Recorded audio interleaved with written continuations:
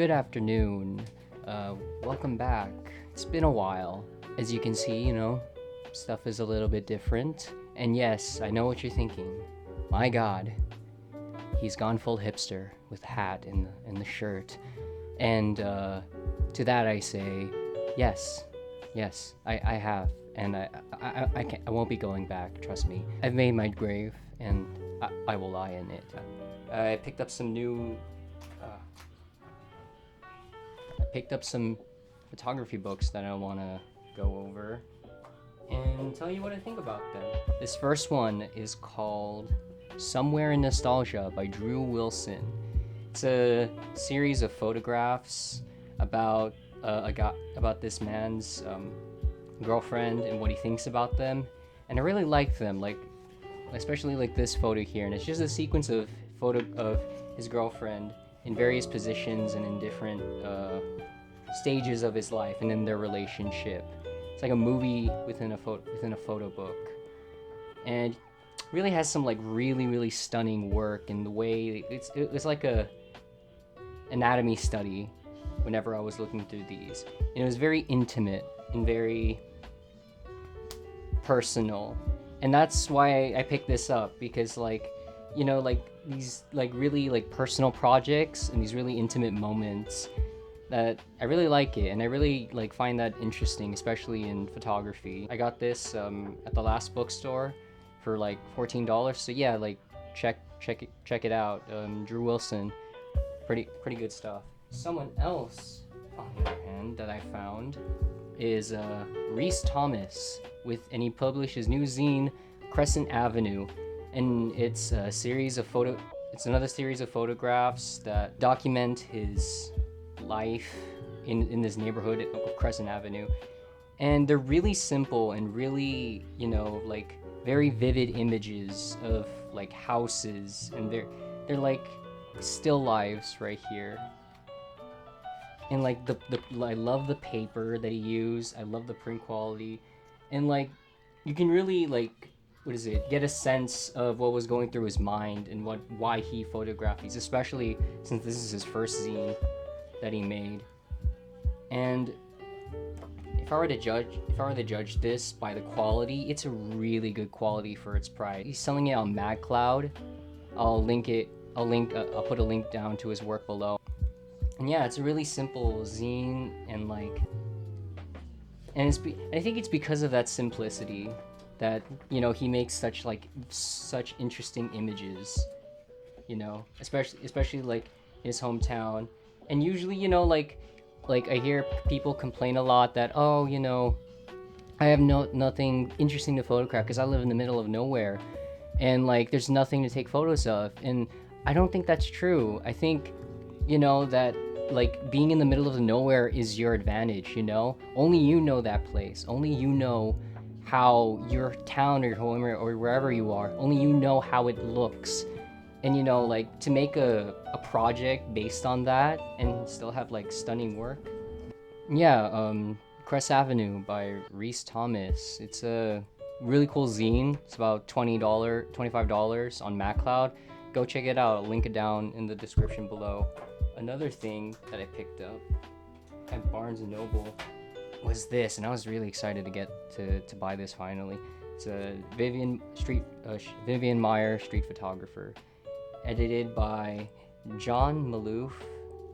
And for those of you who don't know who Vivian Maier is, she's basically a photographer who lived throughout the 50s and 60s, and she basically this book is about all of her photos that she took during that time and throughout her life. And the interesting thing is Vivian Maier is an enigma. We don't no one really knows that much about Vivian Maier because she was so reclusive with her photographs. She never published them, any of the pictures that she took. She was a nanny and for pretty much her whole life, and yeah, she would just go around in New York where she lived, and she would take these photographs, and they're really stunning images. For someone who has no photographic background, she didn't study it, she just went out and took pictures, and she had no pressure to print or publish because she never did publish them. And we don't know whether she wanted to or not. She didn't have the means. It's just, we know for a fact she never showed this to anyone. And this is work that like she just made simply for the sake of making the work. And that's what I found so fascinating, especially with this book. And like the quality of this book is really nice. It has a really nice, paper quality. And like, credit to the editor, man. He really knew he really like sequenced this extremely well. And like a lot of the photos really tie together. Like these photos right here, you know? I feel like as photographers or like artists in general, we always have this fear of like not being known, you know? Like, because I think we tend to like, the reason why we make art, or we create in a sense anyway, is just to say, you know, to get people to, you know, notice us, to be known. Well, in Vivian Maier's case, she's the exact opposite, you know? She just made stuff simply because she wanted to. And she had no inclination to, or as far as we know, to publish these or to show this to anyone. So like, that's how come I think, especially in this book, her body of work stands out from anyone else, because she took pictures, and especially her self-portraits. Like, she took self-portraits that no one at the time was doing. I guess she is one of the pioneers of the selfie, you know? But not in like a cringy kind of way, but in a very like human and very candid sort of way, if that makes sense. I highly recommend getting this book, you know? It's at Barnes & Noble's. I got it for $40, which is really cheap. And last but not least, my last photography pickup is this baby. Ooh, the Mamiya RB67. Man, I was so excited to get this. Like, when it came in the mail and when I picked it up, man, like, I've been, how do I say this? I finally moved up to medium format, and I've been shooting with this camera in the last couple of days, and especially on the last trip that I took. Shooting with this camera has been like such an amazing experience to do. Like the fact that like with the waist level viewfinder now, you have to compose this way instead of like through your eye.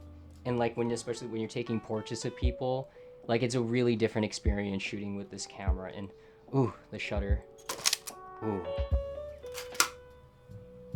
This was definitely worth the pickup. It's a wonderful build quality. They said, the seller said it had a few like scratches and a few dents, and then I look at this and it's been beaten to death. Like, if you look at this thing, which I found very funny.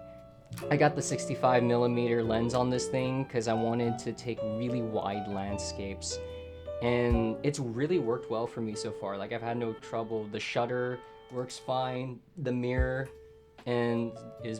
doesn't seem broken or isn't slow. And like the rotating back works perfectly. Now, and I shot a couple rolls with this on my recent trip, and so I don't know if I need to service this just yet. Hopefully I don't need to. Looking forward to continuing to create more work with this camera. I have a full review coming for this camera, so stay tuned for that. That is it. That is my photography pickups for the month. Like and subscribe if you haven't already.